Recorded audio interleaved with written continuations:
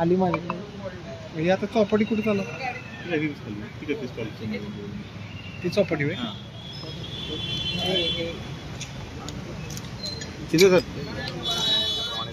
त्याप्रमाणे सगळे सोडले.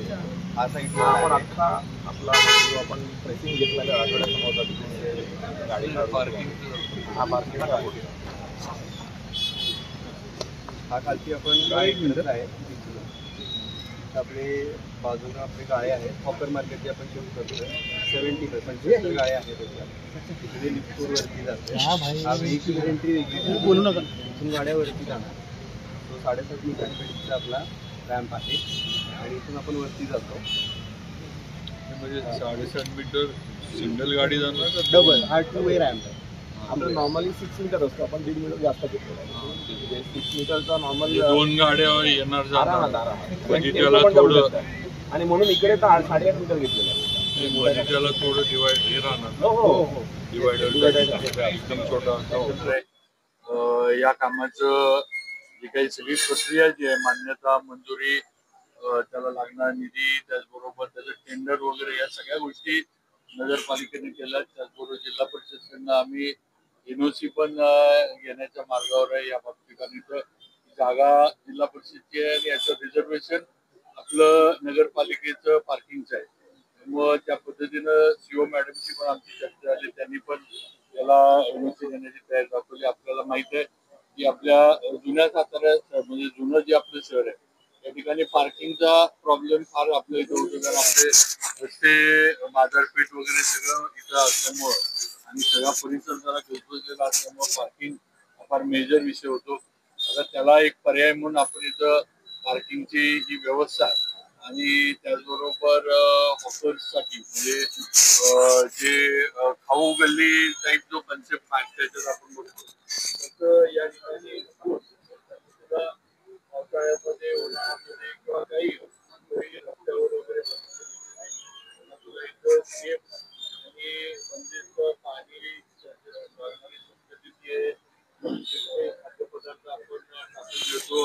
त्याला लागणारा बायोडायजेस्टर वगैरे अशा सगळ्या गोष्टी आपण या प्रकल्पामध्ये धरलेल्या आहेत आणि त्याप्रमाणे आपण हे करतोय.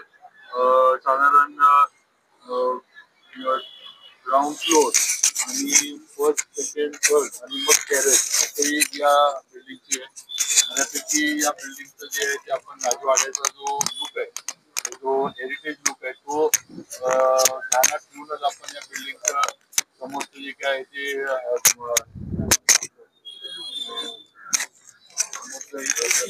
एलिव्हेशन जे आपण म्हणतो ते आपण कसं ठेवलेलं आहे. कारण राजवाडा इथं असल्यामुळं बरोबर आज नाही म्हटलं तरी साधारण 300 गाड्या 4 व्हीलर या पार्किंगमध्ये आपल्याला बसवता येणार आहे.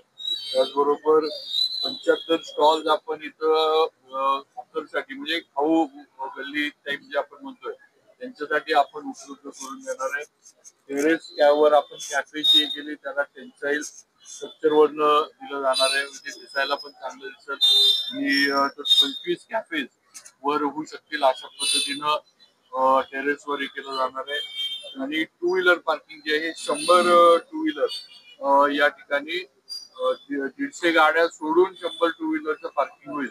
अशा पद्धतीनं हा पार्किंगचा प्रकल्प आणि रेस्टॉरंट, टेरेस हे असं आपण इथं केलेलं आहे. याचे काम लवकरच आपण सुरू करतोय.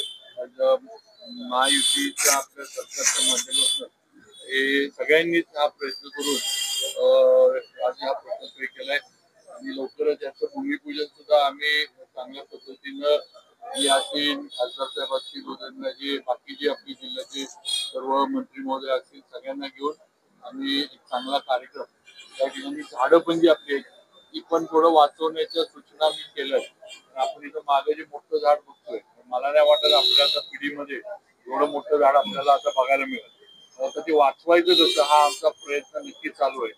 त्याला हे पण एकच अडचण आहे की ते झाड पूर्ण वाचवायचं म्हटलं तर पार्किंगची सोय जी आहे की पार्किंगची क्षमता जी आहे ती कुठेतरी कमी होऊ शकेल.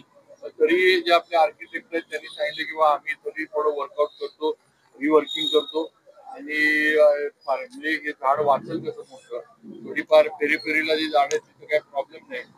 काही एखाद दुसरे झाड आपल्याला इथं शिफ्ट करायला लागलं तर तो पण प्रयत्न आम्ही नगरपालिकेकडनं करतो. याच्यासाठी किती निधी साधारण 50 कोटीचा हा प्रकल्प आहे. हा प्रकल्प राज्य सरकार केंद्र सरकार या दोन्ही याच्या माध्यमातून हा प्रकल्प होऊ घातलेला आहे आणि याला टेंडर वगैरे झाले, याला निधी 100% उपलब्ध आहे, त्याला कुठलीही अडचण येणार नाही आणि ह्याच्यात अजून काही वाढीव लागलं तर त्याची गरज पडली तर आम्ही सुधारित प्रमाण करून सुद्धा त्याला मंजुरी शासनाकडनं आम्ही टेंडर झाले. मला वाटतं 10-18 दिवसामध्ये 18 दिवसामध्ये वर्क ऑर्डर व्हायला काय अडचण येणार नाही. लवकर वर्क ऑर्डर 10 दिवसात वर्क ऑर्डर टेंडर तर झालेलं आहे. त्यामुळे एक महत्वाचा हे काय म्हणलं टप्पा संपलाय. 10 दिवसात 10 किंवा अगदी 15 दिवस झाला वर्क ऑर्डर व्हायला काय अडचण नाही.